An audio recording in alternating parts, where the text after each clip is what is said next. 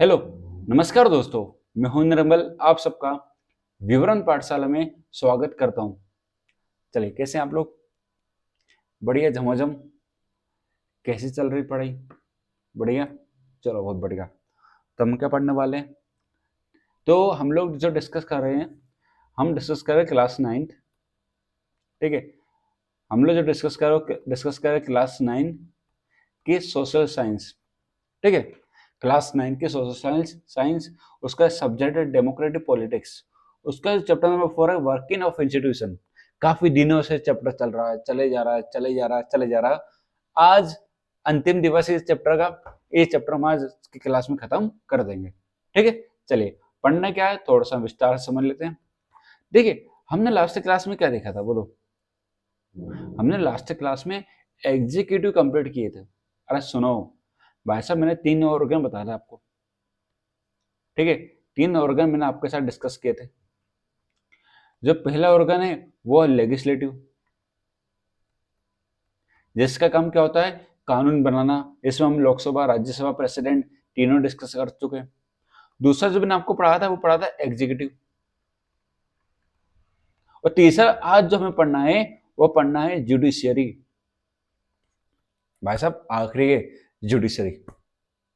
Judiciary का मतलब होता है सीधा सीधा न्यायपालिका। आज मैं आपको न्यायपालिका के बारे में जितनी आपकी किताब में जानकारी दी है उससे के अधिक आपको जानकारी दूंगा। बिल्कुल टेंशन फ्री होकर बैठिएगा। क्लास को बिल्कुल अंतिम तक देखिएगा, शुरू से लेकर अंतिम तक। मजा आएगा। जुडिशरी को लेकर यदि थोड़ा भी डाउट है आपके मन में, वो सब सॉल्व हो जाएगा। ठीक है। चलिए, हम डिस्कस करते हैं जुडिशरी के बारे में। देखो, न्यायपालिका यानी जुडिशरी। न्यायपालिका मतलब हमारी जुडिशरी। मतलब कहीं ना कहीं किसी देश में जुडिशरी का होना बहुत सौभाग्य की बात होती है। आपने पहले कई मूवीज में देखा होगा या भगवानों को सुना होगा कि वो क्या कर रहे हैं? न्याय करते हैं। और जो न्याय करने का काम है वो किसके पास है? जुडिशरी के पास है। ठीक है। थोड़ा हम समझते हैं भारतीय न्यायपालिका के बारे में। हमारी जो भारत की न्यायपालिका है वो बेटा इंटीग्रेटेड है, मतलब एकीकृत है। अच्छा, इस वर्ड का मतलब क्या होता है? मैंने कहा कि हमारे भारत की जुडिशरी कैसी है? इंटीग्रेटेड, मतलब आपस में जुड़ी हुई है, यानी एकीकृत है। इसका मतलब समझो, हमारे इंडिया में सबसे बड़ा कोर्ट कौन सा है? सर, हमारे इंडिया में सबसे बड़ा कोर्ट है सुप्रीम कोर्ट। उसके बाद आता है हाई कोर्ट। सर, उसके बाद आता है सब ऑर्डिनेट कोर्ट। सब ऑर्डिनेट कोर्ट ये कुछ कोर्ट है जो क्रम से है। सबसे ऊपर है सुप्रीम कोर्ट, उसके बाद है हाई कोर्ट, उसके बाद है सब ऑर्डिनेट कोर्ट। ठीक है। उसके बाद क्या आएंगे? हमारे सब ऑर्डिनेट कोर्ट। ठीक है।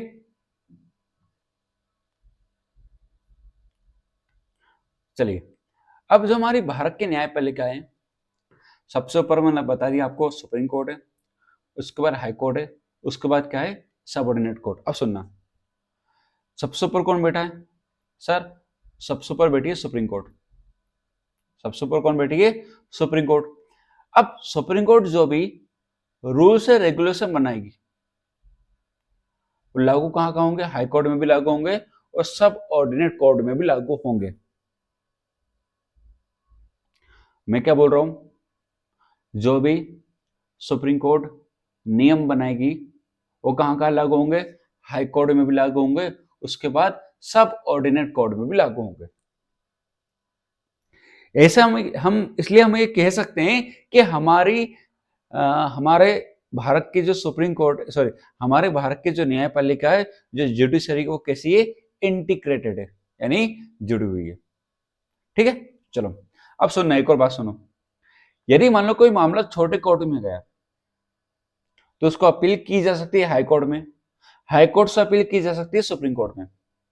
ठीक है। इस तरह से बात समझ सकते हो कि हमारी भारत की न्यायपालिका, इंडिया की जुडिशरी कैसी? इंटीग्रेटेड। चलो, अब मैं आता हूँ आपका बुक बुक पर वापस आता हूँ। चलो, थोड़ा सा बुक पे आते हैं अपन।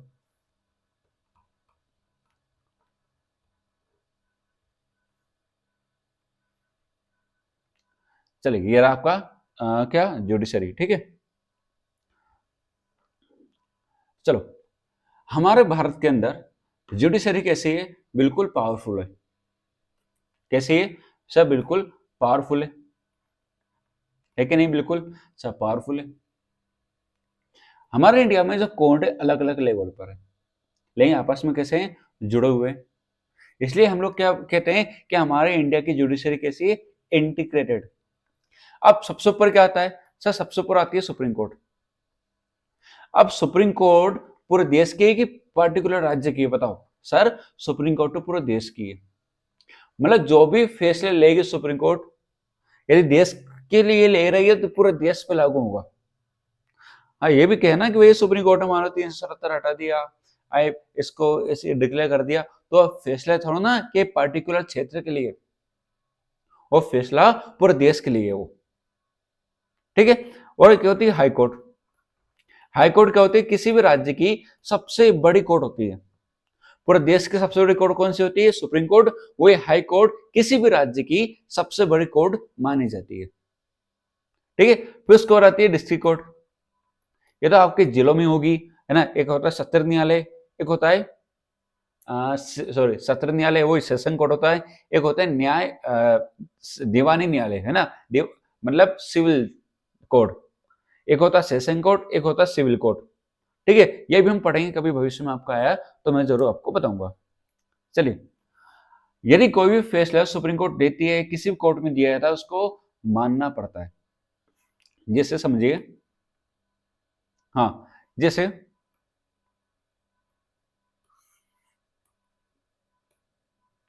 समझिए, मान लीजिए कोई डिस्प्यूट हुआ राज्य और देश के बीच। इसको मैं थोड़ा सा आप कहाँ समझो उसको मैं, मान लीजिए कोई डिस्प्यूट होता है, किसके बीच, नागरिक और राज्यों के बीच, यानी सरकार और नागरिक के बीच कोई क्या होता है, कोई डिस्प्यूट होता है, विवाद होता है, तो उसको सोल्व कौन करेगी, सुप्रीम कोर्ट या जुडिशरी सोल्व करेगी।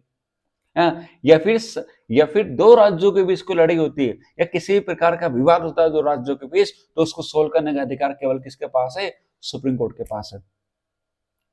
मतलब यदि हाँ जिलों के बीच होता है तो हाईकोर्ट जा सकते हो, लेकिन स्टेट के बीच कोई मामला है तो कहां जाएगा, सुप्रीम कोर्ट में जाएगा। ये स्टेट बेसिस सेंटर की लड़ी होगी, तो उसका सॉल्यूशन कौन निकालेगा, बैठ के जुडिशरी या फिर सुप्रीम कोर्ट पूरा सॉल्यूशन निकालेगी।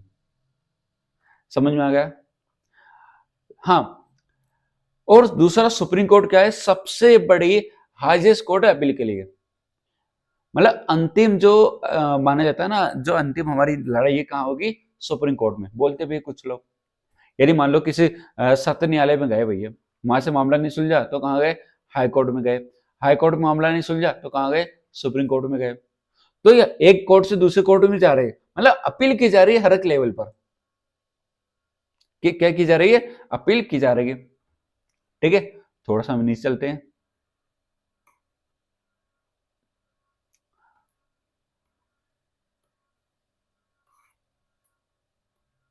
हाँ, अब सुनना, हमारी भारत की जो जुडिशरी है, थोड़ा सा मैं आपको इधर खिसका सकता हूँ, नहीं, चलिए समझे। अब हमारे भारत की जो जुडिशरी है वो इंडिपेंडेंट है। अच्छा, इस पॉइंट का मतलब समझना, मतलब हमारे भारत की जुडिशरी को कोई भी कंट्रोल नहीं कर सकता, है ना। ना तो लेजिस्लेटिव कंट्रोल कर सकती है, ना तो लेजिस्लेटिव कंट्रोल कर सकती है, और ना ही एग्जीक्यूटिव कंट्रोल कर सकती है। भाई साहब, फिर से दोहरा रहा हूं, हमारे भारत की जुडिशरी को कोई भी कंट्रोल नहीं कर सकता। ना तो लेजिस्लेटिव कंट्रोल कर सकती है, जो कानून बनाने वाला बैठा है वो भी कंट्रोल नहीं कर सकता जुडिशरी को, और ना ही एग्जीक्यूटिव जो कानून को लागू करता है वो भी सुप्रीम कोर्ट को कंट्रोल या किसी भी न्यायपालिका को कंट्रोल नहीं कर सकता। क्योंकि न्यायपालिका कैसी बॉडी है, इंडिपेंडेंट, मतलब अपने फैसले खुद लेने में क्या है, सक्षम है। इसका बस एक ही सोर्स है, वो है भारतीय संविधान, बस भारतीय संविधान। और ये एक ही चीज को मानती है, लो, कानून।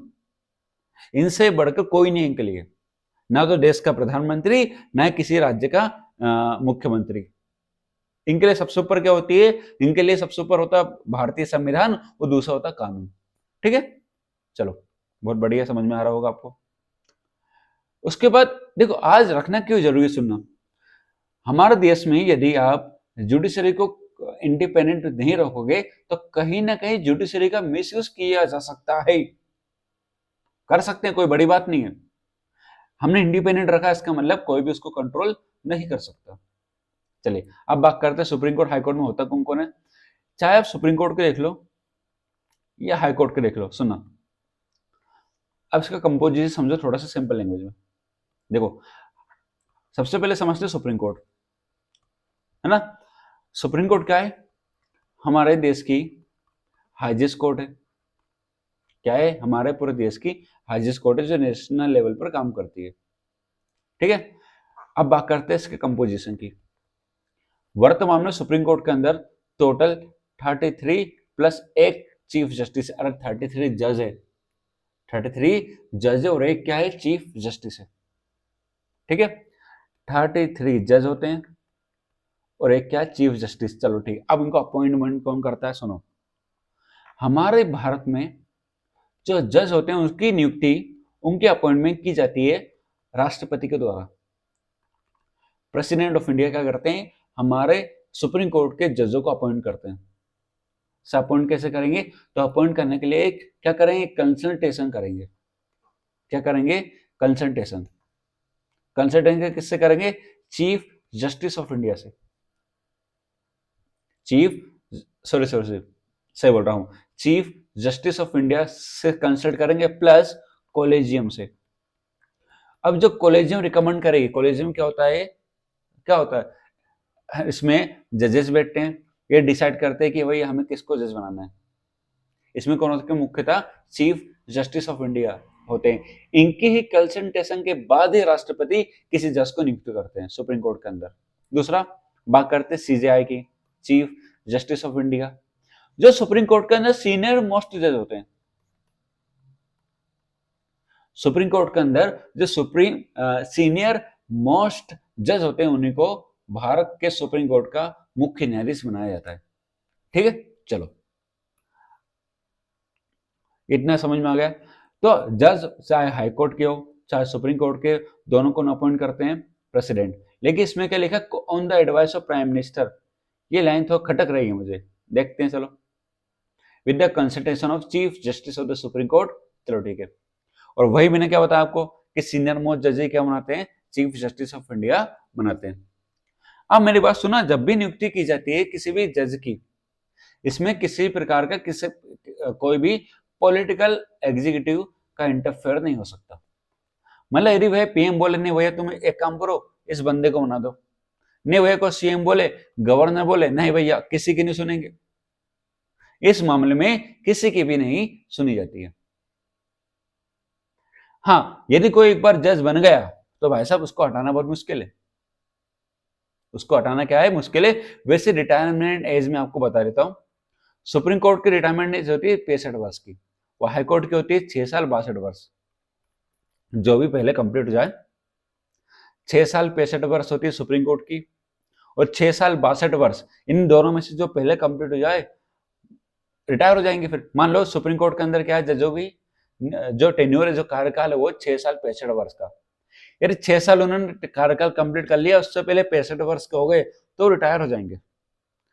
हाई कोर्ट के अंदर एक जज बैठा है, बढ़िया चल रही है, लेकिन 62 वर्ष के हो गए लेकिन 6 साल कंप्लीट नहीं हुए तो रिटायर हो जाएंगे। लेकिन उनको हटाना बहुत मुश्किल है। हटाने के लिए आपको भाई साहब सबसे पहले क्या करना पड़ेगा पता है, सबसे पहले आपको, हाँ सबसे पहले आपको, एक सेकंड रुकिएगा मैं नीचे जा रहा हूं। सबसे पहले आपको प्रपोजल लाना पड़ता है। सुनो सुनो सुनो सुनो, इसको हटाते हैं। हटाने के लिए एक मेथड यूज होती है। हटाने के लिए एक मेथड का हटाने के लिए एक मेथड यूज की जाती है जिसका नाम है इम्पीचमेंट। इम्पीचमेंट, और इम्पीचमेंट का मतलब होता है वायलेशन ऑफ कॉन्स्टिट्यूशन। लेकिन भारतीय संविधान में इसकी कोई परिभाषा नहीं दी गई है। अब हटाएंगे किसे, तो भैया सबसे देखो हटाने की प्रोसेस बहुत टफ है, बहुत टफ है ना। इजी नहीं बिल्कुल भी, तो बिल्कुल नजरअंदाज मत करना। यदि वे लोकसभा के मेंबर चाहते हैं कि वे हटा दो, किसके मेंबर चाहते हैं, लोकसभा के, तो कम से कम 100 मेंबरों को साइन करके स्पीकर को देना पड़ेगा। अब इस स्पीकर के पास दो ऑप्शन है, या तो उस प्रपोजल को रिजेक्ट कर दे, या तो क्या कर ले, एक्सेप्ट कर ले। यदि एक्सेप्ट कर लेगा तो फिर वह कमेटी बनाएंगे, कमेटी पूरा डिसाइड करेगी क्या सही है क्या गलत है। उसके बाद क्या होगी, वोटिंग होगी दोनों हाउसेस में। यदि राज्यसभा से लाते हैं तो 50 मेंबर चाहिए, लोकसभा से लाते हैं तो 100 मेंबर चाहिए, ये मैं बता चुका हूं आपको पहले, है ना। 2/3 स्पेशल मेजोरिटी से पास करना पड़ेगा दोनों हाउसेस से, फिर जाके हटेंगे। और ये करना नामुमकिन है, इतनी मुश्किल में नहीं भाई साहब। आज तक किसी भी जज को हटाया ही नहीं गया है, किसी भी जज को नहीं हटाया गया इस मेरिट से, ठीक है। अब सुनना, मतलब अभी तक इतिहास में किसी को भी नहीं हटाया गया है। अब सुनना पावर क्या है, तो देखो 4-5 पावर मैं आपको बता देता हूं। पावर देखो, अब पावर, तो देखो पावर क्या है। सबसे पहला मैं पावर बताऊंगा आपको, जुडिशियल रिव्यू, जुडिशियल रिव्यू। दूसरा पावर बताऊंगा कि उसके बाद PIL, है ना। एक पावर आपकी किताब में लिखी है फंडामेंटल राइट को लेकर, जिसको गार्डियंस ऑफ कॉन्स्टिट्यूशन या फंडामेंटल राइट भी कहते हैं। चलो हम समझते हैं पहले जुडिशियल रिव्यू। सुनना क्या होता है, अब एग्जीक्यूटिव या लेजिस्लेटिव का काम क्या होता है, एक का काम है कानून को बनाना, दूसरा काम है कानून को लागू करना।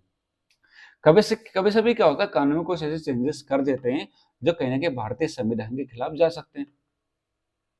तो अब ऐसे में क्या होगा, तो ऐसे में हाई कोर्ट या सुप्रीम कोर्ट, मैं क्या बोल रहा हूँ सुनना, या तो हाई कोर्ट या सुप्रीम कोर्ट क्या करेगी, इंटरप्रेट करेगी।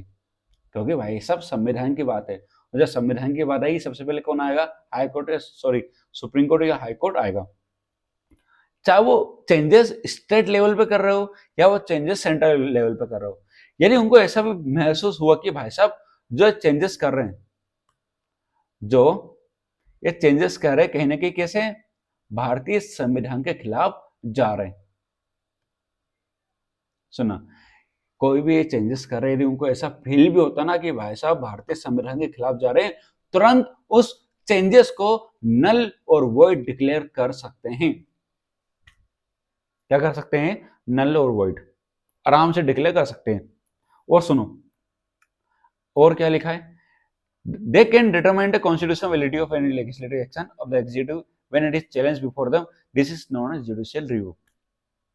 और जब किसी भी चेंजेस को चैलेंज किया जाता है तो उसको बोलते हैं जुडिशियल रिव्यू करना, बोलते हैं, ठीक है। मतलब पार्लियामेंट चाहे तो चेंज करे, कोई दिक्कत नहीं है, लेकिन पार्लियामेंट कॉन्स्टिट्यूशन का बेसिक चेंज नहीं कर सकती। बेसिक यानी एक समझो आपके घर की दीवार है, अब उस कमरे के अंदर जो करना करो, कुछ जो चेंजेस करना करो, जो पुताई करना करो, लेकिन दीवार को आप चेंज नहीं करोगे। ऐसे बेसिक स्ट्रक्चर कुछ चीजें डिक्लेयर कर देती है सुप्रीम कोर्ट, अब उसमें कुछ चेंजेस नहीं कर सकते।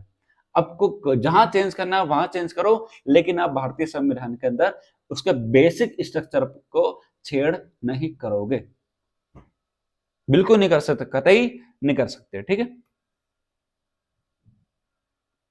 आगे समझने का प्रयास करेंगे। हाँ, द पावर एंड इंडिपेंडेंस, चलो ठीक है। और दूसरा, यदि भैया आपको मौलिक अधिकार मिले, यदि आपके मौलिक अधिकार का हनन होता है, तो भाई साहब आप डायरेक्ट सुप्रीम कोर्ट या हाई कोर्ट जा सकते हो, डायरेक्ट, कहीं और जाने की आवश्यकता नहीं है। सीधे सीधे या तो सुप्रीम कोर्ट चले जाओ, सीधे सीधे या तो हाई कोर्ट चले जाओ, आप डायरेक्ट जा सकते हो। यदि किसी भी प्रकार से मौलिक अधिकारों का हनन होता है तो हाई कोर्ट या सुप्रीम कोर्ट आप जा सकते हो। दूसरा समझो, आपने मूवी देखी जोली LLB 1, देखी नहीं देखी, देखी होगी जरूर आप लोगों ने। मूवी देखना मत छोड़ा करो, अच्छी सी होती है। मान लो कभी मान लो मुझे लगा कि सामने वाला के साथ गलत हो रहा है, मुझे लगा कि सामने वाले के साथ क्या हो रहा है, गलत हो रहा है। अब मैं उस गलत के खिलाफ आवाज उठा सकता हूं, लेकिन मेरे लिए नहीं, उसके लिए। समझो समझो, मान लो इस व्यक्ति के साथ गलत हो रहा है, तो मैं इसके लिए आवाज उठा सकता हूं सुप्रीम कोर्ट के अंदर। मतलब आप इसके साथ गलत केस हो रहा भैया, मान लो इसको सरकार ने कोई स्कीम के तहत बाहर रख दिया, मतलब सुनो ये बहुत गरीब है, इसको क्या नहीं मिल रहा, राशन नहीं मिल पा रहा है, कोई इसका राशन कहीं ना कहीं इसके तक पहुंच नहीं पा रहा, इसका राशन का कहीं और यूज हो रहा है। तो मुझे ऐसा लग रहा है कि इस व्यक्ति के साथ क्या हुआ, गलत हुआ है। तो मैं एक PIL दायर कर सकता हूं सुप्रीम कोर्ट के अंदर या हाई कोर्ट के अंदर, पब्लिक इंटरेस्ट लिटिगेशन। मुझे ऐसा लगता है इस व्यक्ति को भाई राशन नहीं मिल पा रहा, गरीब है, पता नहीं है कि मैं हाई कोर्ट सुप्रीम कोर्ट जा सकता हूं, तो मैं इसके लिए हाई कोर्ट सुप्रीम कोर्ट जाऊंगा। मैं हाई कोर्ट में या सुप्रीम कोर्ट में जाके इसके लिए PIL दायर करूंगा कि भाई साहब इस व्यक्ति के साथ गलत हुआ, और गलत किसके द्वारा किया गया है, सरकारी लोगों के द्वारा। तो मैं इसके लिए PIL दायर कर सकता हूं, कहां पर, हाई कोर्ट या सुप्रीम कोर्ट के अंदर। ठीक है, चलो। तो भाई साहब अब मैं फिर से दोहरा रहा हूं, इसलिए हमारी जो हाई कोर्ट है क्या मानी जाती है, सबसे बड़ी कोर्ट मानी जाती है।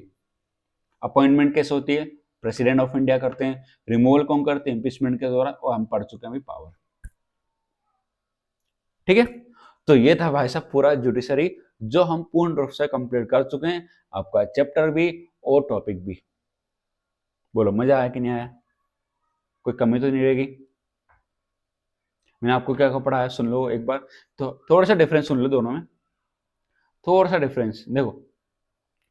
मैं डिफरेंस समझा रहा हूँ दोनों के बीच, क्योंकि आपको कोई तकलीफ ना हो भविष्य में। ये लाइन कैसी खींच दी, टेढ़ी लाइन खींच दी। चलो ठीक है, इसको आप कर देते हैं।